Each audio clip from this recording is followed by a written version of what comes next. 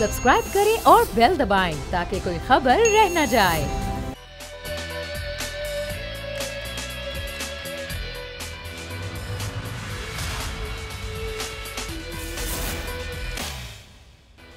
बिस्मिल्लाहिर्रहमानिर्रहीम, अस्सलाम वालेकुम। प्रोग्राम में मैं सुमैया रिजवान आपको वेलकम कहती हूँ। वैसे तो नाज़रीन, हमारे शो के आज बहुत से मौज़ूआत हैं, बड़े अहम मौज़ूआत हैं जिन पे आज के प्रोग्राम में हमें डिस्कशन करनी है। लेकिन ये बारिश जो कराची में होती है तो कराची डूब जाता है, कराची के शहरी परेशान हो जाते हैं, गली मोहल्लों और सड़कों पर पानी खड़ा हो जाता है। तो ये सिचुएशन आज की बड़ी इंपॉर्टेंट है और ज़ाहिर बड़ी मुश्किल भी है।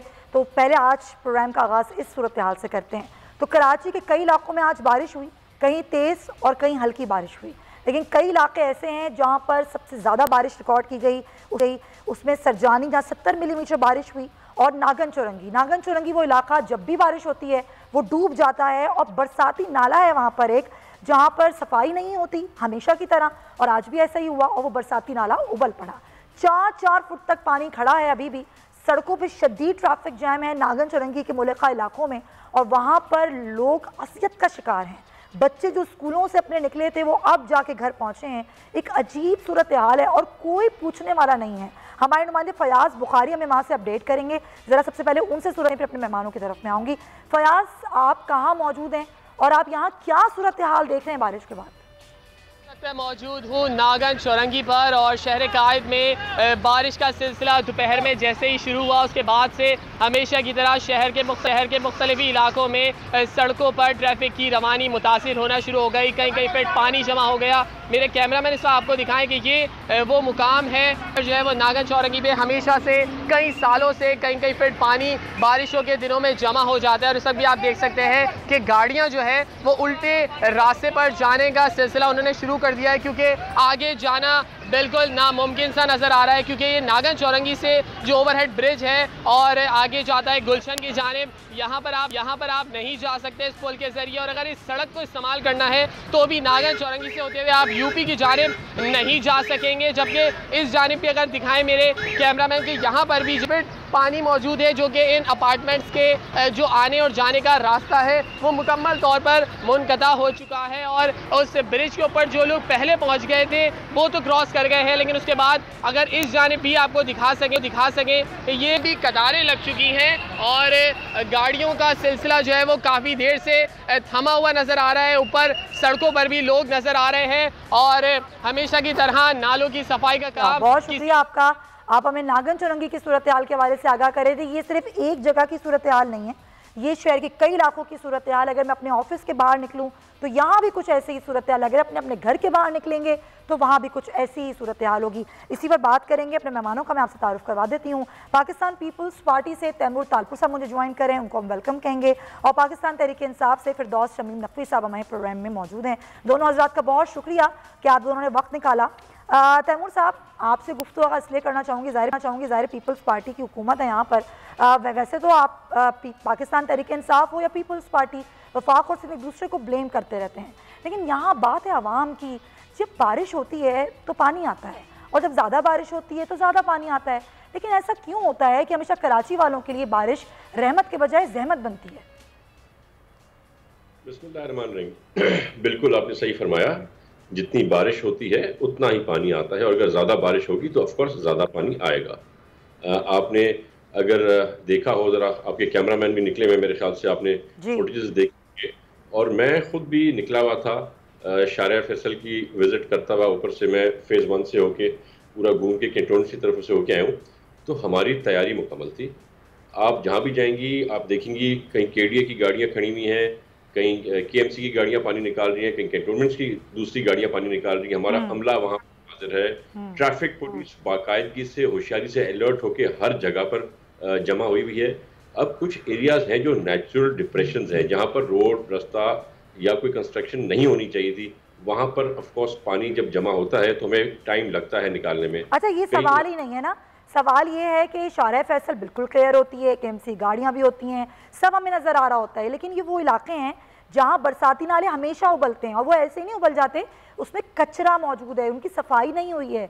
जब पहले काम नहीं होगा तो बाद में पानी निकालने का फ़ायदा नहीं है। अब ये तो वो सूरत हाल है जो अभी की सूरत हाल है तैमूर तालपुर साहब, ये अभी की फुटेजेस स्क्रीन्स पर चल रही हैं, ये पुरानी फुटेजेस नहीं है। देखिए 500 से ज़ायद नाले हैं हमारे पास कराची में, और तकरीबन हमने जितने भी नालों की सर्वे की थी वो सारों में से हमने ना कि सिर्फ इंक्रोचमेंट्स हटवा दी थी बल्कि सफाई भी करवा दी थी, क्योंकि हमें पता था कि बरसात आनी है और बरसात का ये हमारे पास स्केड्यूल आया हुआ था मौसमियात की तरफ से, तो हमने ये सारे मेजर्स लिए थे। हो सकता है कहीं पे कोई 19-20 का रह गया हो, पर नहीं रहना चाहिए था। ये हुकूमत की जिम्मेदारी है कि जो भी सफाई सुथराई है बरसातों से पहले करना। मैं समझता हूँ हमने बतौर वजीर या बतौर रिस्पॉन्सिबल सिटीजन अपनी जिम्मेदारियां सर आप तो बाहर थे, आपने खुद बताया कि मैं खुद विजिट करके आ रहा हूँ। हमारे बहुत ही मोहतरम एडमिनिस्ट्रेटर कराची मुर्तज़ा वहाब साहब क्या आज वो सड़कों पर आए, उन्होंने खुद नागन चुरंगी का विजिट किया, क्योंकि उनकी हिदायत तो मौसूल हो गई है कि क्लियर किया जाए नागन चुरंगी के इलाके को। मुझे नहीं पता कि नागन चुरंगी विजिट किया है या नहीं किया है, पर वो भी मेरी तरफ रोडों पर ही निकले।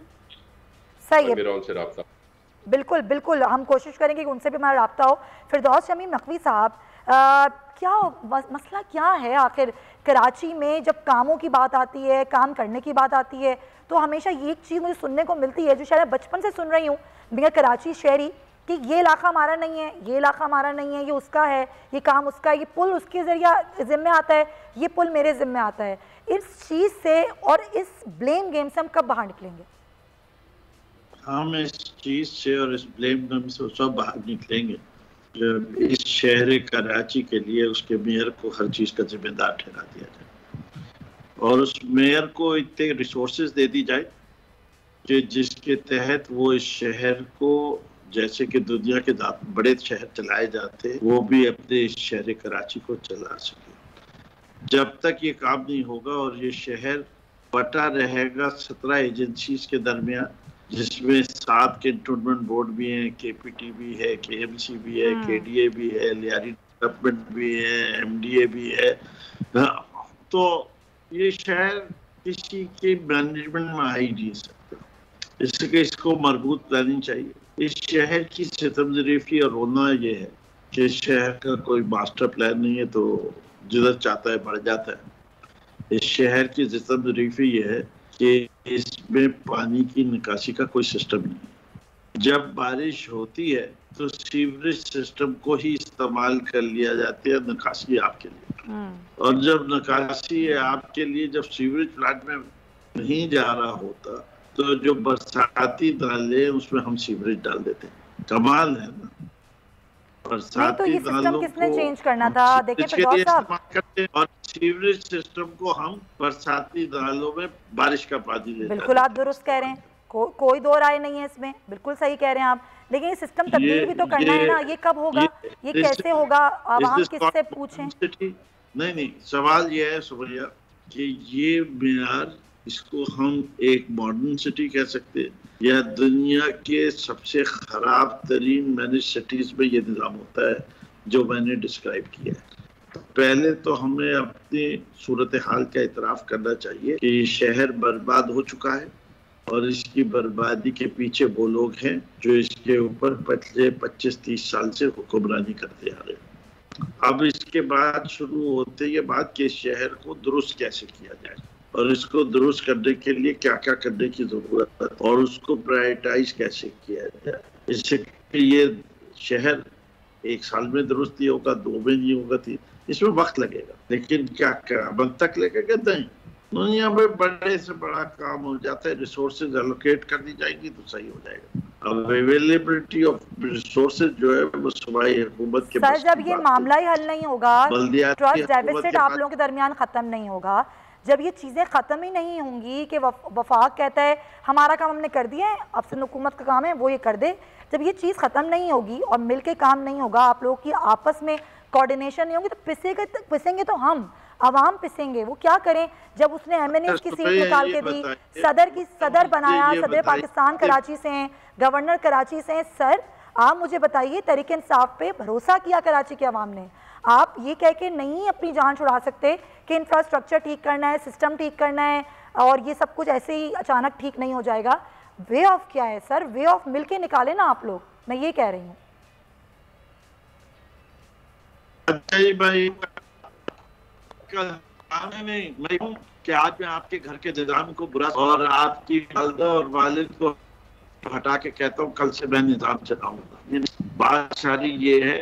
दूसरी बात जो नहीं चलती कि मैं मुमकिन नहीं है कि ऐसे लोगों को पैसे देते रहूं, टैक्स पेयर जो 7,000 रुपए का डेस्क 30,000 में खरीदते हो, मैं ऐसे लोगों को पैसे नहीं खर्च करने दूंगा कि स्कूल के नाम पे। ठीक है फिरदौस साहब, चलें ये वही ट्रस्ट डेफिसिट की बात आ गई। सर पॉइंट टेकन, वक्त की कमी है, मुझे आगे बढ़ना है। कराची के ही आवाम का एक बहुत अहम मामला है, बहुत अहम इशू है, वो डिस्कस करना आज के प्रोग्राम में बहुत ज़रूरी है और आप दोनों मेहमान का इस पर मौक़िफ़ आना ज़रूरी है, क्योंकि मुल्क की सबसे बड़ी अदालत ने एक फ़ैसला सुनाया। कल एक फ़ैसला आता है जी, और वो है तजावुज़ात के हवाले से और तजावुज़ात की बहाली के हवाले, जिसमें एक फ़ैसला नस्ला टावर गिराने के हवाले से अदालत दे चुकी है और अब ये कह दिया गया है कि नस्ला टावर को 1 माह में गिरा दिया जाए। दूसरी जानिब जो क्लिफ्टन के तमाम रिफाई प्लॉट्स हैं, वहाँ पर भी जो निजी अस्पतालों की तामीर का केस था, उसमें भी ये कहा गया है कि तफसीलात दे दीजिए कि किस तरीके से तामीरात हुई, कैसे हुई, उसकी रिपोर्ट भी मांग ली गई है। और सुप्रीम कोर्ट ने, जिस तरह मैंने आपको पहले बताया कि नस्ला टावर केस में मालिकान और अलॉटीज़ की नजरसानी की दरख्वास्त मुस्तरद कर दी गई है। सवाल मेरा ये है कि अदालत अगर हुक्म दे रही है, बिल्कुल सही है, ज़ाहिर है वो जो मामलात हैं, जो चीज़ें, उनको देख के ही फैसले दिए जाते हैं। जो तामीर कर रहा है, जो लोगों का पैसा जो है वो खा रहा है, जो लोगों के साथ धोखा कर रहा है, उन लोगों को पकड़ा जाए। वो तामीरात होने क्यों दी जाती हैं, ये सब कैसे हो रहा है? यहाँ घर के बाहर मेरे बजरी डलेगी, यहाँ पर आके लोग खड़े हो जाएंगे, मुझसे पूछेंगे यहाँ तामीर कैसे हो रही है। फिर इतने बड़े बड़े टावर्स कैसे बन जाते हैं? तैमूर तालपुर साहब, कोई रोकता क्यों नहीं है यहाँ पर? देखिए जी तैमूर साहब,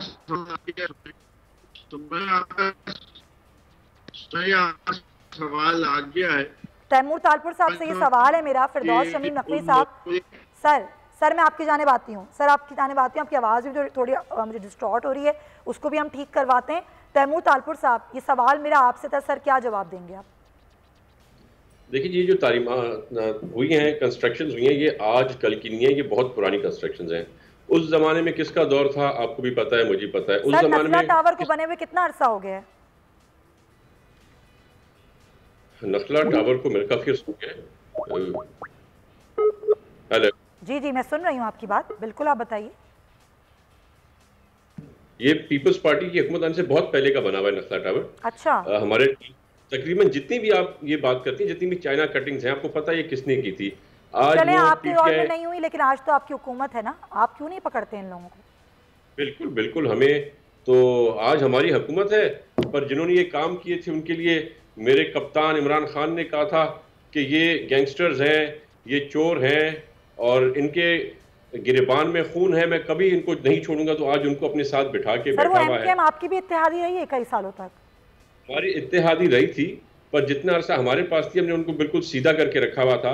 लेकिन आपने किसी के खिलाफ कोई केस नहीं चलाया, जिसकी वजह से वो पीपल्स पार्टी हुकूमत छोड़ के हमसे अलहदा हो गए थे। तो हमने असूलों की सियासत की है, हमारे साथ ये रहे थे तो हमारे साथ कोई गलत फायदे नहीं उठा सके। जो उन्होंने फायदे उठाए पुराने दौर में उठाए थे। अब की बात है, दूसरा आप देखती हैं जो आज मशहूर ज़माना सबसे बड़ा certified land grabber of Karachi है, उसको लीडर ऑफ अपोजिशन पीटीआई ने अपना बनाया हुआ है। तो इन लोगों को जब ये खुद सपोर्ट करके आगे लाएंगे तो ऐसी चीज़ें आगे जाके भी होती रहेंगी। अब मसला क्या है कि ये नज़ला साला गिरना है उस हुकूमत को जो इस वक्त पर हुक्मरान है इस इलाके के। मुझे नहीं समझ में आता ये नखला टावर से कोर्ट के हुक्म पर कैसे लोगों को निकाला जाएगा, कैसे लोगों को बेघर किया जाएगा, जिनकी ज़िंदगी भर की जमा पूंजियों से ये नखला टावर में उनके अपार्टमेंट्स बने थे, उनको किस तरह यहाँ से निकालेंगे? It's going to be done with a very very heavy heart.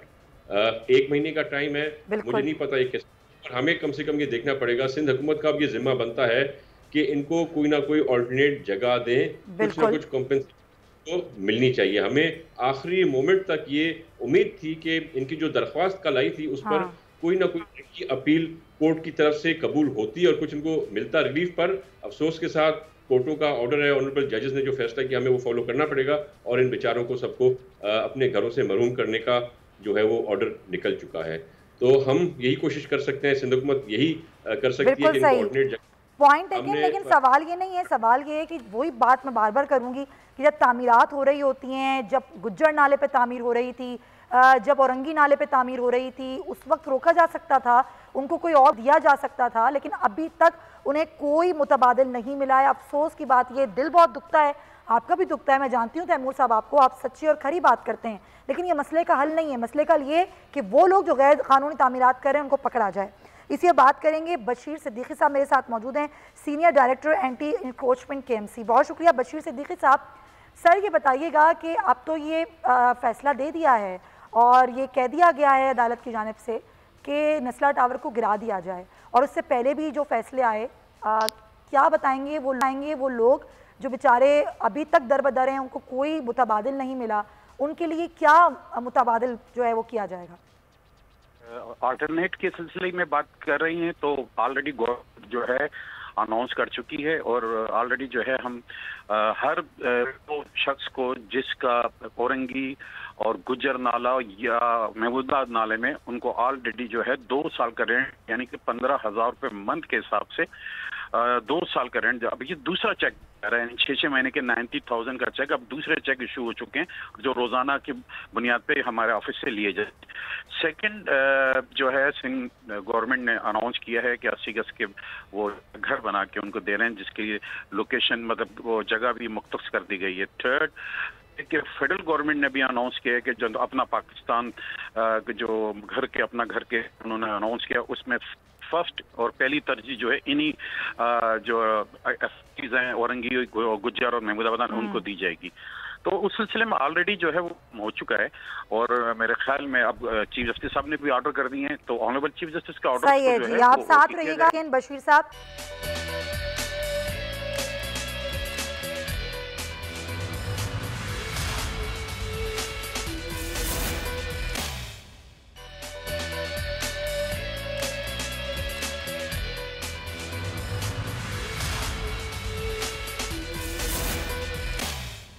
तो अब ये जो सूरत हाल थी ये हमने आपको दिखाई, लेकिन वापस आते हैं हम। ज़ाहिर है जो बड़ी समाअत हुई सुप्रीम कोर्ट में नस्ला टावर गिराने के हवाले से, दीगर जो पहले मसमार किए जा चुके हैं तजावुज़ात और उन लोगों को अभी तक मुतबादिल नहीं मिल सका है, तो बशीर सिद्दीकी साहब हमारे साथ एक दफ़ा फिर ऑन कॉल हैं, तो हम उनसे बात करेंगे। बशीर साहब बहुत शुक्रिया।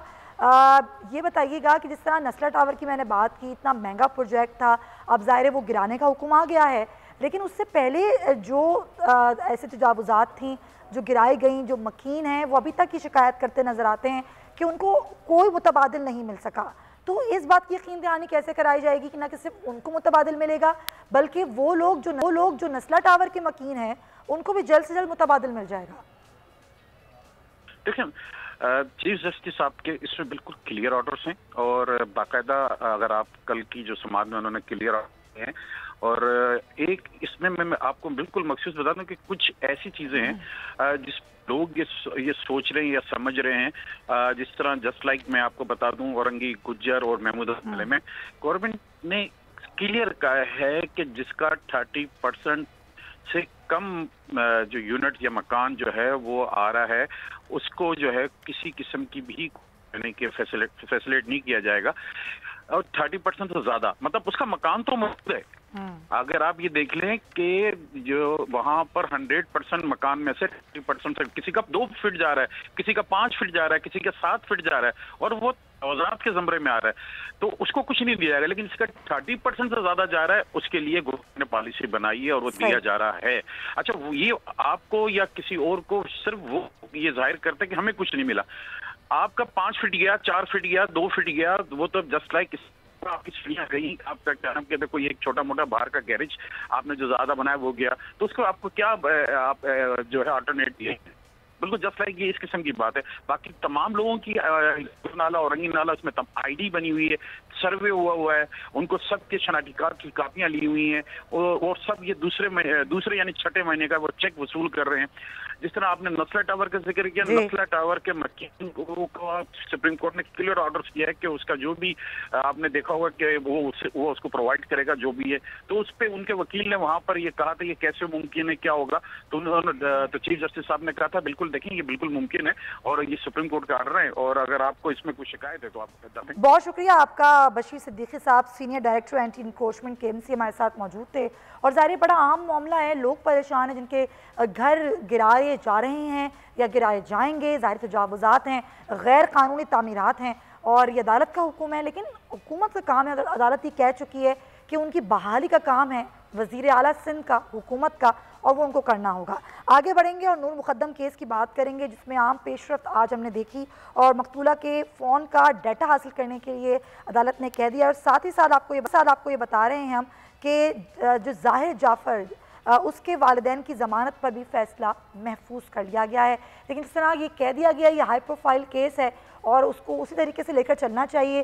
तो जो तफसीलात हैं वो बड़ी हैरानकुन है कि जो चालान पेश किया गया उसमें भी खामियां नज़र आईं, जो रिपोर्ट थी पुलिस की वो भी नामुकम्मल थी। इसी तमाम तरह सूरत हाल बात करें, साथ मौजूद हैं शाह खावर साहब, माहिर कानून हैं और वकील हैं नूर मुकद्दम के। बहुत शुक्रिया शाह खावर साहब। सर, मुझे आप आज की हियरिंग के हवाले से ज़रा बताइएगा, क्या रहा आज की हियरिंग में? ये फैसला तो महफूज हो गया है ज़मानत के हवाले से, लेकिन आपको कितनी उम्मीद है? आज इस्लामाबाद हाई कोर्ट में mister justice G sir Aamir Farooq के पास, तो उसमें चूंकि उनके जो वकील हैं उन्होंने तो 3 दिन जो है वो बहस की थी और आज हमने उसका जवाब देना था, तो हमने तो कोई ज़्यादा टाइम नहीं लिया, कोई हमने 30-40 मिनट में वही थी हमारी जो बहस थी, हमने सुस्पेट लिया। तो उस पर काफ़ी चीज़ें जो हैं वो सामने आई और अदालत ने भी सुनी और उस पर चूँकि फैसला महफूज हो चुका है वो किसी वक्त भी सुनाया जा सकता है। लेकिन उसके साथ साथ आज एक दूसरी जो अहम बात ये है कि जो बाकी जितने भी मुल्ज़मान हैं, चाहे वो ज़ाहिर जाफ़र है, उसके वालिदैन हैं या जितने भी ज़ेर हिरासत हैं, और जो थेरेपी वर्क्स के मालिक और मुलाजमीन जो कि ज़मानत पर हैं, उनकी आज जो है वो ट्रायल कोर्ट में जो है वो पेशी थी, जो कि एडिशनल सेशन जज साहब, और आज वहाँ पे ट्रायल का जो पहला मरहला होता है वो होता है कि चालान की और जो बयानात की कॉपियाँ तकसीम करनी होती हैं मुल्ज़मान में, ताकि वो फिर फर्द जुर्म जब उन पे आयद हो तो उनको पता हो कि उनके खिलाफ क्या फर्द जुर्म आयद हो रही है। तो ये एक पहला मरहला आज जो है वो मुकम्मल हो चुका है और अब उसमें जो ट्रायल में समाअत है, जो फर्द जुर्म के लिए तारीख मुकर्रर की गई है वो 6 अक्टूबर है। तो इसका मतलब ये है कि ये ट्रायल जो है वो शुरू हो जाएगा और इसमें कुछ ज़्यादा देर नहीं लगेगी इसकी कंप्लीट होने में।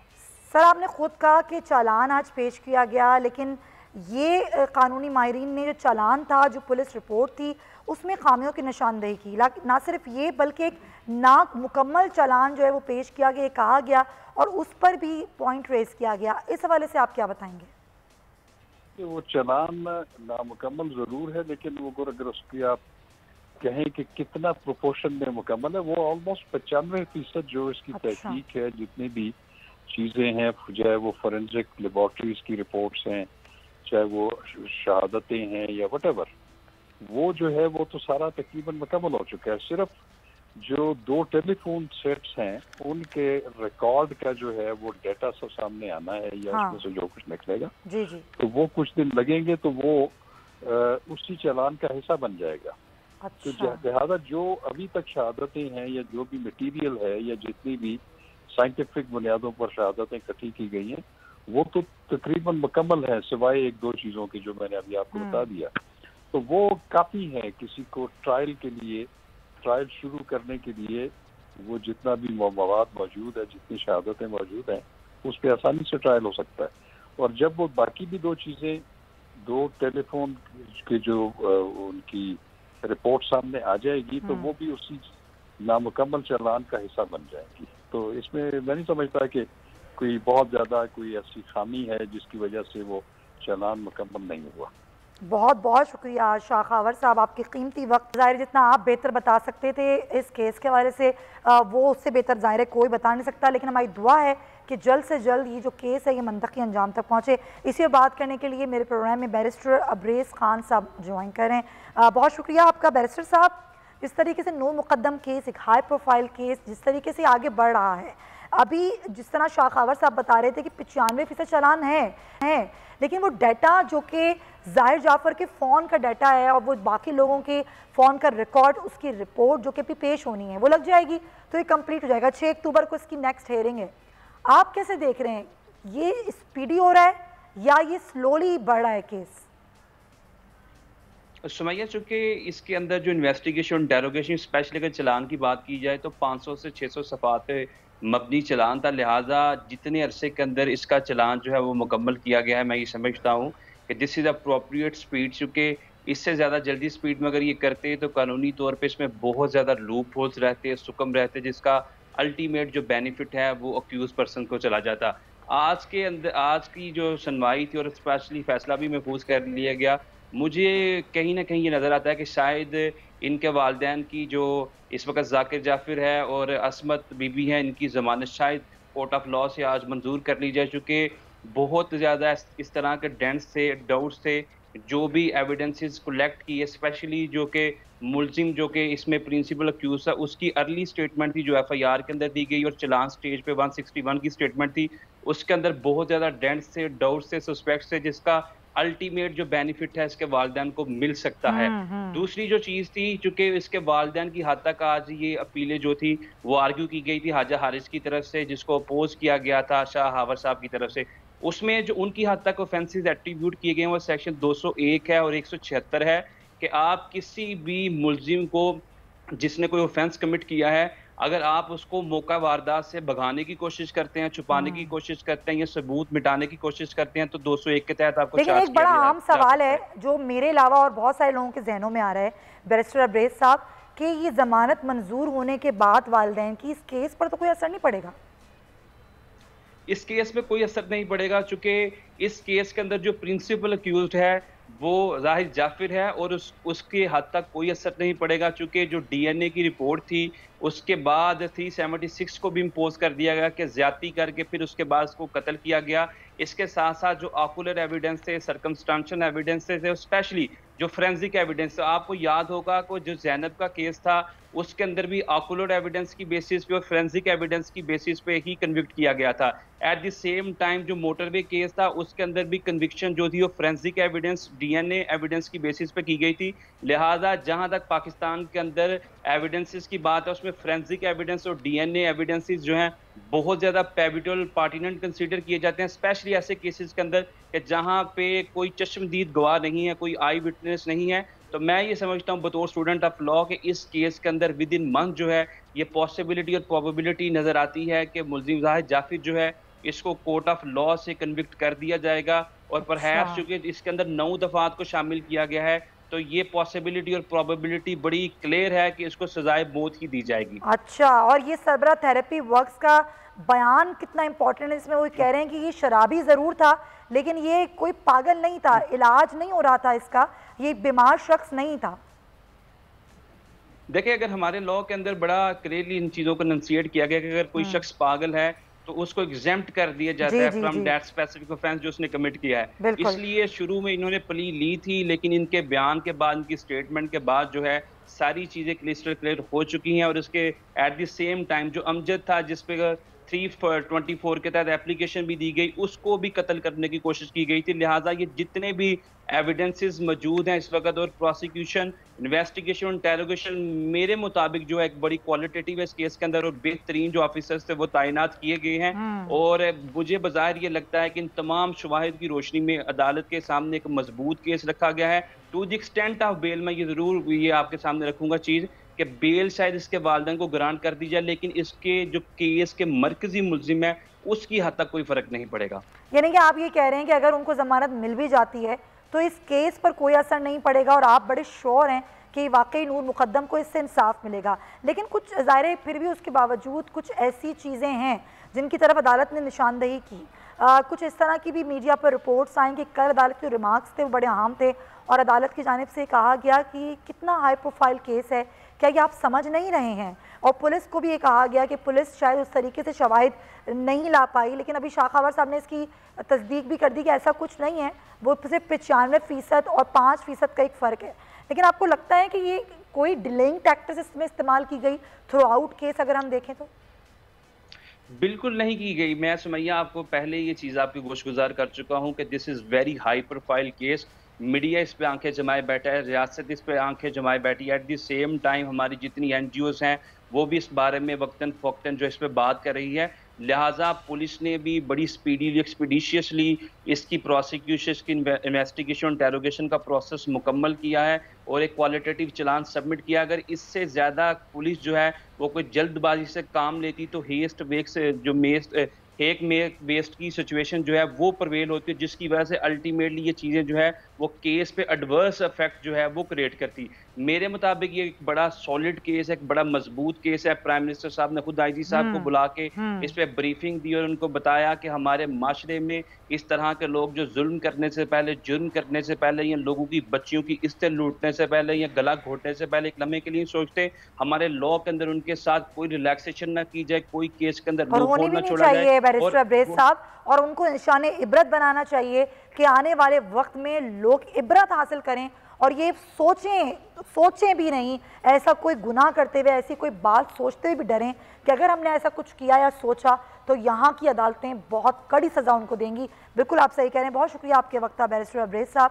और वो केस है जिसके ऊपर पूरी कौम की नज़रें लगी हुई हैं। हमारी दुआ है कि नूर मुकद्दम को इंसाफ मिलना चाहिए, जिस बेदर्दी के साथ उसको मारा गया, कत्ल किया गया, जो बेहुरमती की गई है, उसको इंसाफ ज़रूर मिलना चाहिए। अच्छा नाज़रीन, आप जानते हैं कि कोरोना वैक्सीन जो कि पूरी दुनिया में ही लग रही है, पाकिस्तान में भी बहुत हद तक लोग वैक्सीन लगवा चुके हैं और लगवा भी रहे हैं, लेकिन इस तरह की भी खबरें सामने आती हैं कि जाली वैक्सीन कार्ड बन रहे हैं।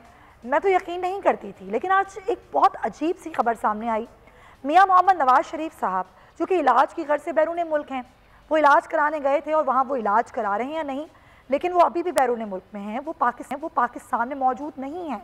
लेकिन इस कोरोना की सूरत हाल में, इस वबा की सूरत हाल में, वो वैक्सीन जो उन्हें लगनी थी वो शायद लग भी चुकी होगी, लेकिन एक वैक्सीन को पाकिस्तान में भी लग गई है और उसका इंदराज भी हो गया है ना हैरत अंगेज़ बात। और हैरान कुन बात यह है कि ना सिर्फ उनको वैक्सीन लगी और वो एक वैक्सीन का इंदराज भी कर लिया गया है। ये क्या अजीब और ग़रीब खबर है कि इतनी बड़ी शख्सियत जिसको सारे जो लोग जानते हैं, और बरतानिया में वो कोविड वैक्सीन लगवा चुके हैं और वो एक बीमार शख्स हैं जो कि इलाज कराने वहाँ गए हुए हैं और उनको एक वैक्सीन यहाँ लग गई और उसके बाद उसका इंदराज भी हो गया। लेते हैं हमारी नुमाइंदा माविश सुहेल हमारे साथ हैं। माविश, ये क्या मामला है? पाकिस्तान के 3 दफ़ा वज़ीर आज़म में रहने वाले मियाँ मोहम्मद नवाज शरीफ साहब जो कि बरतानिया में मुकीम हैं, वहाँ वो अपना इलाज कराने की गर्ज से हैं, उनको पाकिस्तान में कैसे वैक्सीन लग गई? जी बिल्कुल, साबिक वज़ीर आज़म की वैक्सीनेशन का जाली इंदराज जो है वो किया गया है। मियाँ नवाज शरीफ के शनाख्ती कार्ड पर वैक्सीन का जाली इंदराज हुआ है और शनाख्ती कार्ड पर जाली इंदराज नादरा के पोर्टल पर हुआ है। और सबसे जो अहम बात है वो ये है कि उनका जो शनाख्ती कार्ड है वो मुअत्तल कर रखा है। नादरा के रिकॉर्ड में नवाज शरीफ का ID कार्ड अभी तक एक्टिव नहीं है और साबिक वज़ीर आज़म का शनाख्ती कार्ड जो है वो 2019 में ज़ायद मेयाद हो चुका है। नहीं तो माविश, ऐसे कैसे? ऐसे तो बहुत सारे लोगों का नादरा भी रिकॉर्ड है, वैक्सीन जिन्होंने नहीं लगवाई उनका भी इंदराज कर रहा है नादरा।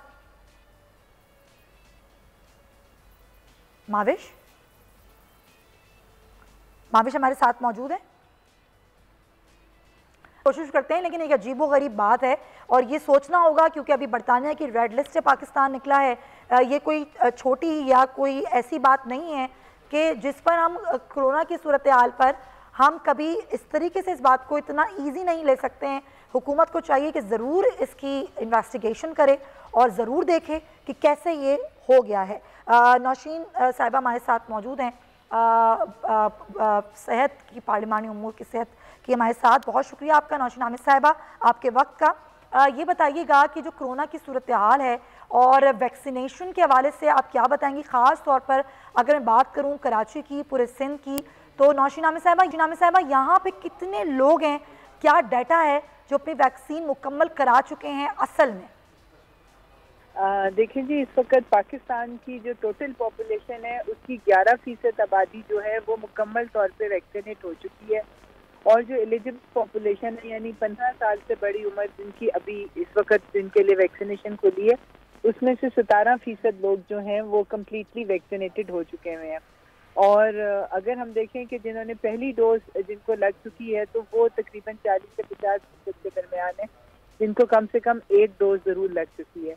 तो मैं समझती हूँ कि वैक्सीनेशन की तो रफ्तार अब हमने काफ़ी उसमें तेज़ी आ गई है और अब लोगों में एक जो हेजिटेंसी थी और लोग खुद सामने नहीं आ रहे थे, अब लोग आ भी रहे हैं, अब सेंटर्स पे रश भी नजर आ रहा है।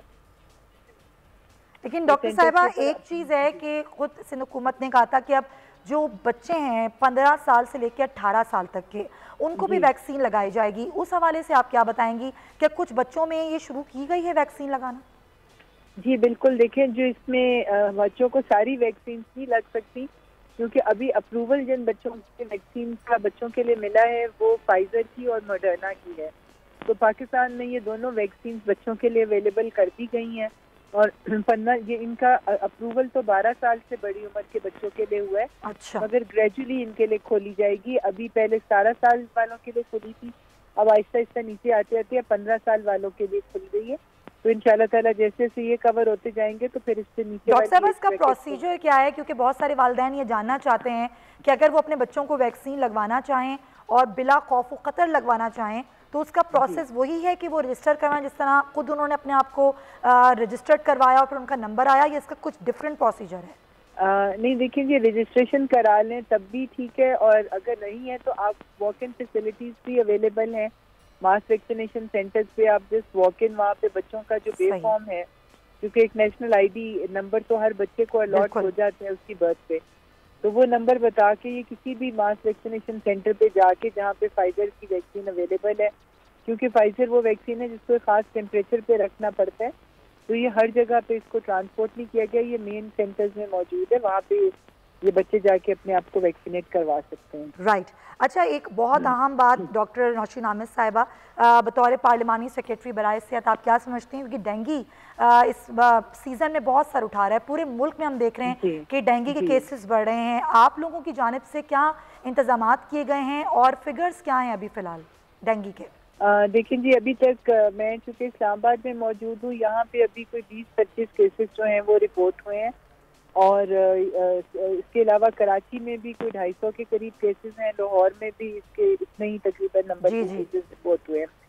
तो ये बरसात का मौसम है और साथ मतलब गर्मी भी है अभी, तो ये ह्यूमिडिटी और ये टेम्परेचर की कॉम्बिनेशन जो है ये डेंगू के लार्वे की अफजाइश का सबब बनती है।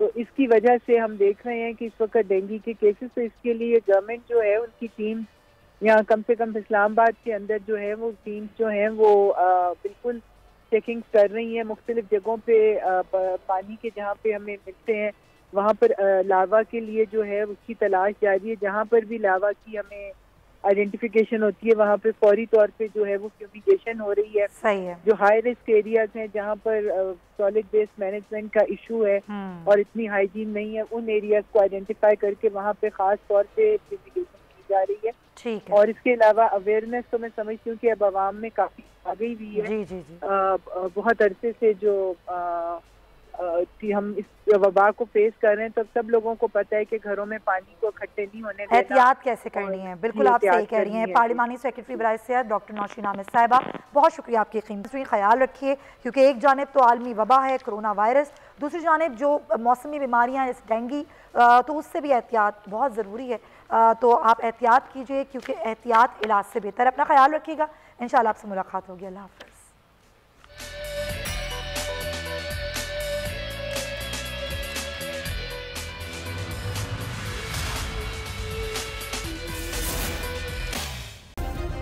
सब्सक्राइब करें और बेल दबाएं ताकि कोई खबर रह न जाए।